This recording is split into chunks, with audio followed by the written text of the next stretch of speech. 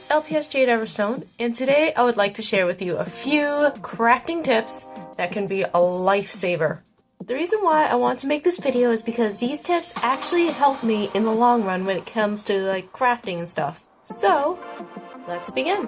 So the first tip is actually one I realized a long time ago, and it's about crafting glue sticks.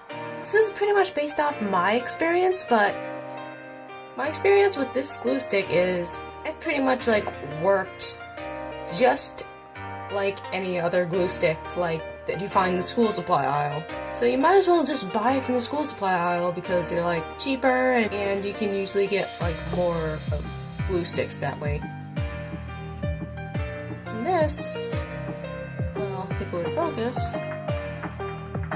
even though it says craft bond, in extra strength, in my experience, it pretty much worked like any other school glue stick that I found. So that's just a PSA, because you gotta save your money somehow. The next tip is about clear plastic. To simply put it, clear plastic is a great way of making windows look really good and more realistic and believable. But the problem is, most of the clear plastic we get is from toy packaging, and I found a better way to get clear plastic. You can get clear plastic from food containers, and this one I actually got from, I think it was a Frontline Plus thing that my parents bought for my dog. And as you see, it's the smooth window quality plastic that we're all looking for. And even though, yes, Frontline is actually kind of expensive and not all of us have outdoor pets, but food products, one time I salvaged a piece of clear plastic from a strawberry container. They're a bit cheaper, and bonus points, you get food! And we all know how important food is. The next tip is more for people who use X-Acto knives. Just a warning about X-Acto knives for our younger viewers. They are very sharp, you can cut your hand and not even notice until you wash your hands later on. Everyone knows that X-Acto boards can get really pricey. And I found a good alternative. The backs of LPS packaging. So far I've only used the backs of LPS packaging for this, but it's been proven to be useful because you can cut on it and it won't go through the other side unless you press really hard. And because I use this to cut paper, I don't really press that hard on the thing. So as you see, I made a few marks on the back. It's hard to tell on camera, and it doesn't go through on the other side. The next tip is especially for customizers or anyone who paints in general. This even can be applied to painting on a canvas, because it's just about paint containers. Instead of using a bowl or a cup to hold your water for painting, you can use plastic containers. For example, I use seaweed containers because I personally love snacking on seaweed, and my parents get a lot of it when we go to our nearby Asian mart.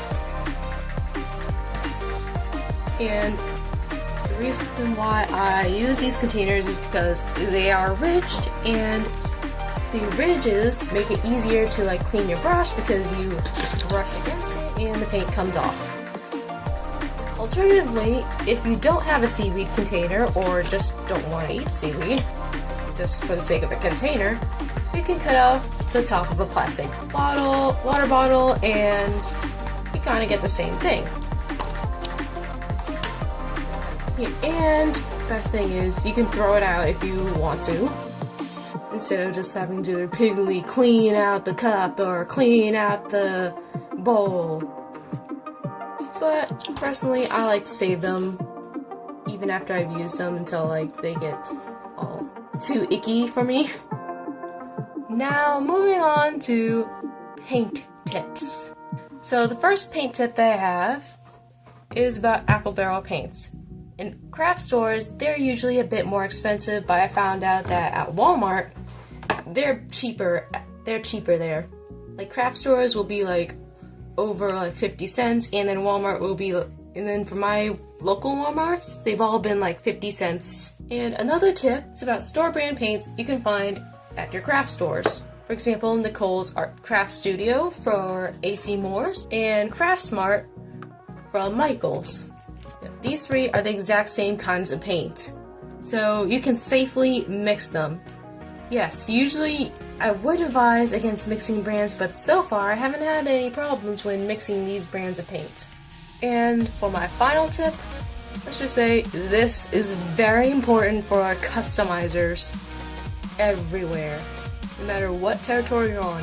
LPS customizing, doll customizing, pony customizing, or whatever the heck you customize. This is muy importante. Do not use nail polish or gallery paints on your customs. Nail polish is a more straightforward explanation because nail polish isn't made to last. It chips easily, and in general it gives you a very glossy finish, and sometimes we just want a nice matte finish. And the main thing with gallery paints, this is a gallery paint I bought for customizing, and let's just say, big mistake. Gallery paints tend to be thicker in consistency, whereas acrylic paints like this are made for crafting, and they'll come on in thinner coats. Also, not to mention, gallery paints do get pricey.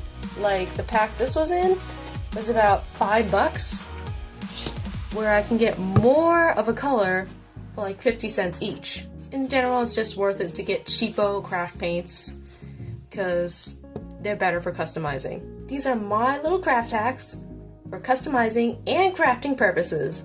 This is LPS Jade Everstone, signing out.